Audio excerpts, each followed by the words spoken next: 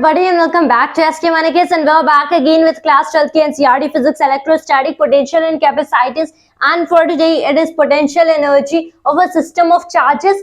Since अभी तक हम लोग क्या देख रहे थे about electrostatic potential and various things like that. We even have studied already about electrostatic potential energy या फिर electric potential energy या फिर just potential energy.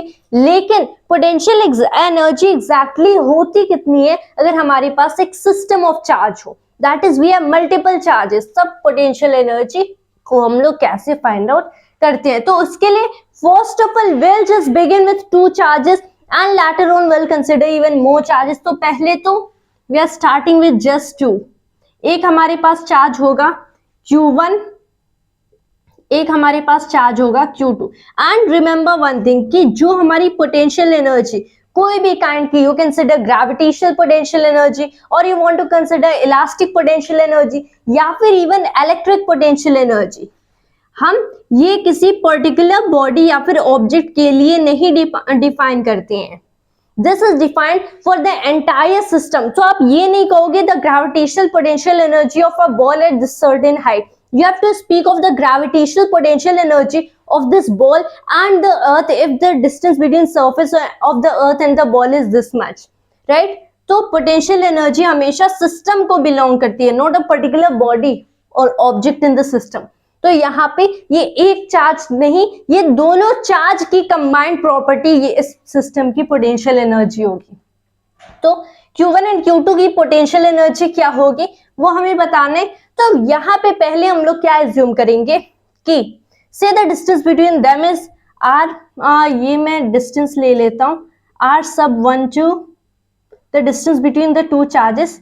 एंड अब हम लोग क्या करेंगे कि ये जो दोनों चार्जेस है ना, let us bring them from infinite. क्या हम लोगों ने माना कि ये चार्ज यहाँ पे है ही नहीं, इनिशियली नहीं थे, लेकिन हम लोगों ने एक एक चार्ज को इनफाइनाइट से ड्रैग करके यहाँ पे लाए हैं. So first of all will just begin with Q1 कि पहले Q1 Q2 कुछ यहाँ पे नहीं था, लेकिन पॉइंट इनफाइनाइट से इस पॉइंट तक हम लोगों ने Q1 को लाया है. सो इनिशियली यहाँ पे कोई चार्ज नहीं था, so we are not doing any work. तो जब हम लोग Q1 को लाएंगे we don't need to do any work in bringing from infinite to this certain point Q1. तो लेकिन जब ये यहाँ पे आ जाएगा, अगर हमें फिर कोई चार्ज को लाना है तो ऑब्वियसली यहाँ पे इसने इलेक्ट्रिक फील्ड प्रोड्यूस कर दी, राइट? इनिशियली तो कोई फील्ड नहीं थी, अब हाँ प्रोड्यूस हो गए. इसलिए अब अगर हमें कोई भी चार्ज को लाना है so we will certainly have to do work.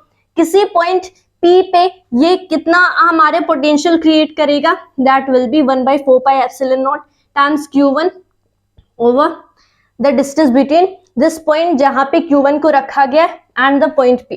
तो this is the potential due to the first charge at point P, right? अब जब हम लोग Q2 को यहाँ पे लाएंगे, सो से it is at a distance R12 from this certain thing, right, from Q1. तो जब हमें Q2 को इस सिस्टम के अंदर लाना होगा, so will have to work against the repulsive force between them. Obviously against this तो वर्क करना पड़ेगा. And then if what will work, ये जो वर्क होगा ये कितना वर्क होगा, ऑब्वियसली हम लोग जानते हैं this work will be the charge, ये जो टेस्ट चार्ज हम लोग ला रहे हैं Q2 times the potential at this point. Potential at this point से ये हमारा पॉइंट P है. तो eight this point potential the distance between first charge and second charge हम लोगों ने R सब 1 2 रख दिया. सो इस पॉइंट पे this is the amount of potential. तो वर्क डन ये कितना हो जाएगा 1/4 pi epsilon naught times Q1 Q2 over R sub 1 2. इतना वर्क हमें करना पड़ेगा in bringing the charges. Obviously एक सिस्टम ऑफ चार्ज की तब पोटेंशियल एनर्जी क्या होगी, the work that must be done to bring the charge from infinite to that certain point. इसमें हम लोगों ने जीरो वर्क किया. Remember this is the second work, क्योंकि पहला वर्क क्या है, पहला 0 है. सेकेंड वर्क हम लोगों ने इतना किया. तो जो टोटल वर्क हम लोग करेंगे that is the first plus में second, that is what, that is the total potential energy of this system. And that only means कि इस सिस्टम की potential energy is 1/4 pi epsilon naught times Q1 Q2 over R sub 1 2. This is actually potential, sorry this is, इसको U से denote करेंगे. and this is how we find out the potential energy of a system of charges. But remember, ये हम लोगों ने किया है जहां पे हमारे पास दो चार्जेस थे. That's still a case कि हमारे पास और भी चार्जेस हो सकते. तो ये तो एक फॉर्मूला हमें मिल गया, but this was rather very simple case. अब हम लोग तीन चार्जेस ले लेते हैं. So we are not summing them all up कि हमारे पास n नंबर ऑफ चार्जेस और इनफाइनाइट और समथिंग लाइक दैट. वो तो हम लोग बाद में कर लेंगे once we know the exact way कि हम लोग कैसे फाइंड आउट करते हैं. तो अब यहाँ पे हम लोग क्या एज्यूम करेंगे कि इन चार्जेस को हम लोगों ने इनफाइनाइट से इस पॉइंट पे लाया है. सो पहले किसको, पहले Q1 को. तो इनिशियली हम लोगों ने कोई वर्क नहीं किया. The work that must be done in bringing the charge Q1 is 0. लेकिन जब इसे लाए तो ये अपनी पूरी सराउंडिंग स्पेस में इलेक्ट्रिक फील्ड क्रिएट कर देगा, and at every point due to this field एक पोटेंशियल प्रोड्यूस होगी, right. Electrostatic potential due to this charge, due to the field that this charge is creating. तब हम लोग Q2 को यहाँ पे इस फिगर में लाएंगे from by picking it up from infinite and bringing it here. This is R sub 1 2. तब क्या होगा कि ऑब्वियसली हम लोग जानते हैं कि हम लोग वर्क फाइंड आउट कर लेंगे that must be done in bringing it here is 1/4 pi epsilon naught times Q1 Q2 over R12, right. तो Q2 को हम लोगों ने यहाँ पे लाया. अब हम लोग Q3 को भी we have to bring it to this point कि इतना distance, this is R sub 2 3 and this total distance this is R sub 1 3. अब हम लोग क्या करेंगे कि जब ये Q3 यहाँ पे इस पोजीशन पे आएगा तो remember there will be two potentials. एक पोटेंशियल जो कि Q1 प्रोड्यूस करेगा एट दिस पोजीशन एंड एक जो कि Q2 प्रोड्यूस करेगा एट दिस पोजीशन. तो ऑब्वियसली हम लोग जानते हैं कि net potential at this point जानने के लिए we have to add both of the potentials. तो then net potential at this point call it P. कितना हो गया, this is what, this is 1/4 pi epsilon naught. इतना तो हो गया.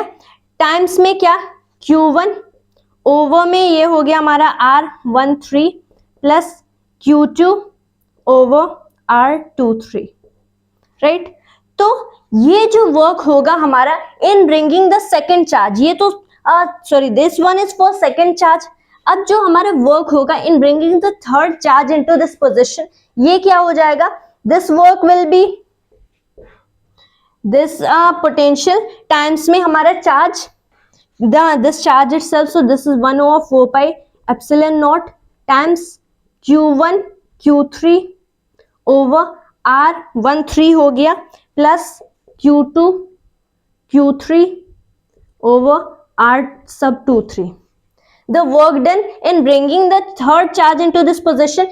But remember कि अगर हमें total potential energy पता करना है इस पूरे सिस्टम का, so that is the net amount of the total amount of work that must be done in bringing the charges to its position.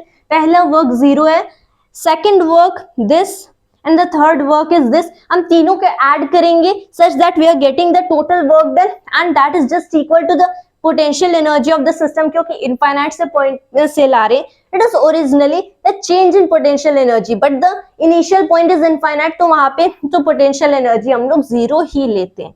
So the total work done is there sum which is the U, the potential energy of the system. तो इसको हम लोग add कर सकते हैं 1/4 pi epsilon naught times this is Q1 Q2 over R sub 1 2 plus Q1 Q3 over R sub 1 3 plus Q2 Q3 over R sub 2 3.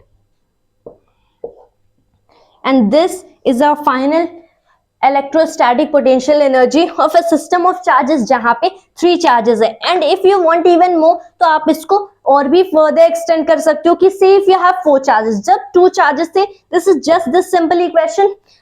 जब 3 charges आए so that is for the first 2 charge, उनके लिए जो हमारी potential according to that we can write this term plus में this second term and plus में this third term and like this we can continue so on and on कि हमारे पास एक फोर्थ भी चार्ज आ गया so there can be Q1 1 things like that. but you can consider that later. This is how we actually do it. It is important कि हम लोग सीखें कि ये कैसे हम लोग कर सकते हैं. Otherwise I don't think that कि हम we have to just write equations for 4 and 5 and 6, right? We just have to learn the method. And that was just all for today, and thanks to you always, and Jai Hind, Jai Bharat.